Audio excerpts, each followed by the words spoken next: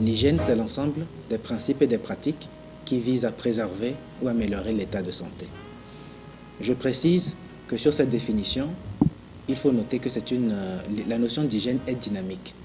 L'hygiène varie, l'élément, l'objectif est le même, mais les méthodes et les pratiques se diversifient et se multiplient en fonction des connaissances disponibles et surtout en fonction des découvertes. Donc on n'a jamais fini d'apprendre la pratique de l'hygiène.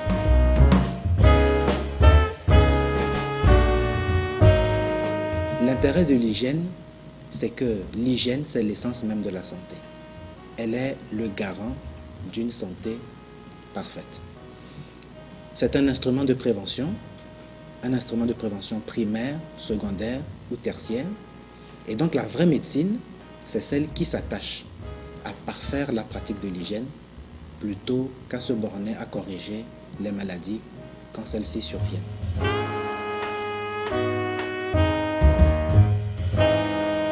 Les objectifs de l'hygiène sont de deux ordres. Tout d'abord, l'hygiène vise à garantir l'équilibre énergétique. Il faut retrouver l'équilibre entre le niveau d'activité, l'alimentation et le repos. Le deuxième objectif, c'est de garantir le fonctionnement harmonieux des différents appareils de l'organisme.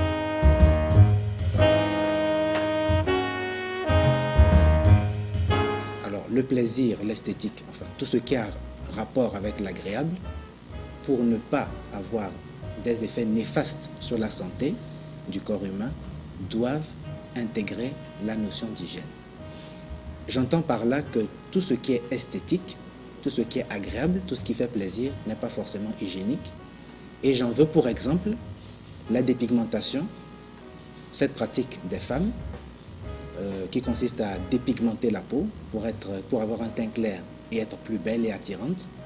Eh bien, cette pratique n'est pas hygiénique parce qu'elle a des complications sur la peau et même sur l'état de santé.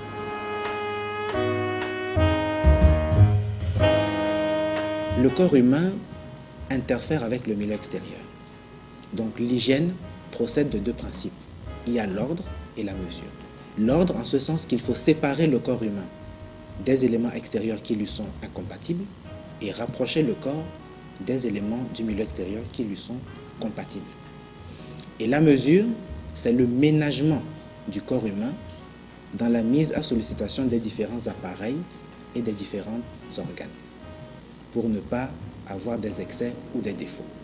Ce sont les principes de l'hygiène, l'ordre et la mesure.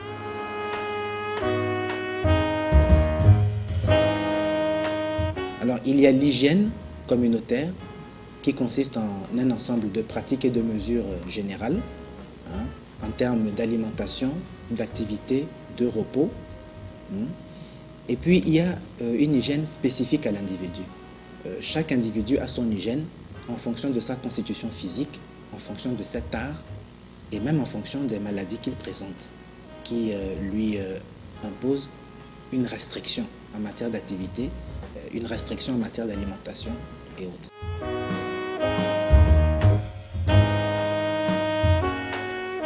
Le moment de fait, c'est que, comme je l'ai dit tout à l'heure dans la définition, l'hygiène est très importante, c'est l'essence même de la médecine. Donc, avoir une bonne santé, c'est ne pas attendre la survenance de la maladie avant de la prendre en charge. Être en bonne santé, veiller à sa santé, c'est pratiquer l'hygiène pour éviter la maladie. Parce que même quand on guérit d'une maladie, on est toujours diminué d'une manière ou d'une autre. Donc à l'endroit de la population, à l'endroit de toutes les communautés, donc, nous demandons le renforcement de la pratique de l'hygiène. L'hygiène, c'est l'essence de la santé. C'est elle qui garantit la qualité de vie.